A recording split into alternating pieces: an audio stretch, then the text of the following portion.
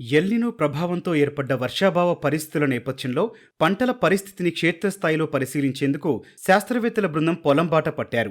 ఆంగ్రూ పరిధిలోని ప్రాంతీయ పరిశోధన స్థానాలు, కృషి విజ్ఞాన కేంద్రాలు సంయుక్తంగా రైతులకు అవగాహన కల్పించేందుకు ఆగస్టు 3 నుంచి 10వ తేదీ వరకు పర్యటించనున్నారు. ఇందులో భాగంగా కర్నూలు జిల్లాలో శాస్త్రవేత్తలు పంటలను పరిశీలించారు. జిల్లాలోని అన్ని మండలాల్లోని రైతు సేవా కేంద్రాల పరిధిలో ఎల్నినో ప్రభావం అధికంగా ఉన్న ప్రాంతాల్లో రైతులకు పలు సూచనలు అందించారు. వర్షాలు రాని పక్షంలో ప్రత్యామ్నాయ పంటల సాగుపై రైతులకు అవగాహన కల్పించడంతో పాటు క్షేత్రస్థాయి నివేదికలను అధికారులకు పంపించనున్నట్లు వివరిస్తున్నారు.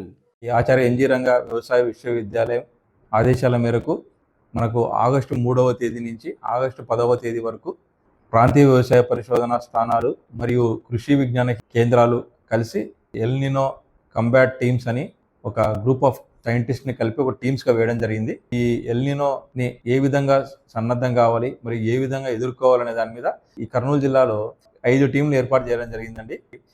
దగ్గర 18 మంది స్టాఫ్ ఇక్కడ అందుబాటులో ఉన్నారండి.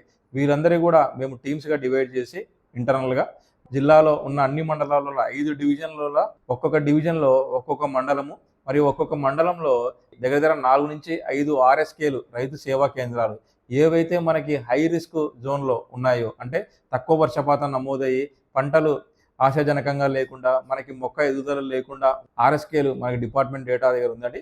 ఆ రైతు సేవా కేంద్రాల వల్ల మన టీమ్ ఆఫ్ శాస్త్రవేత్తలు మొత్తం పోయి రైతులకి ప్రస్తుతం ఎల్నినో పరిస్థితుల నేపథ్యంలో ఏ విధంగా ఉన్న పంటలను కాపాడుకోవాలి, ఆ తర్వాత రేపు తదుపరి మనకు వర్షాలు వస్తే ప్రత్యామ్నాయ పంటలుగా ఏం వేసుకోవాలి.